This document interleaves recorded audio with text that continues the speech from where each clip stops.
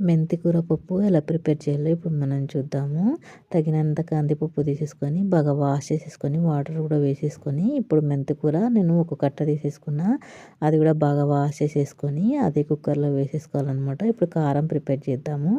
ఒక మిక్సీ జార్లో ఎల్లిపాయలు, జీలకర్ర, పచ్చిమిర్చి, సాల్ట్ వేసేసుకొని మిక్సీ పట్టేసుకుంటున్నా. ఈ మిక్సీ పట్టిన మిశ్రమం మొత్తము అదే కుక్కర్లో వేసేసుకొని ఇప్పుడు తగినంత చింతపండు, పసుపు, కొద్దిగా ఆయిల్ వేసేసి 3 విజిల్స్ వచ్చేంత వరకు స్టవ్ పైన పెట్టేసుకున్న తర్వాత ఆవిరి పోయిన తర్వాత తీసేసుకుంటే చూడండి మొత్తం స్మాష్ అయిపోయింది.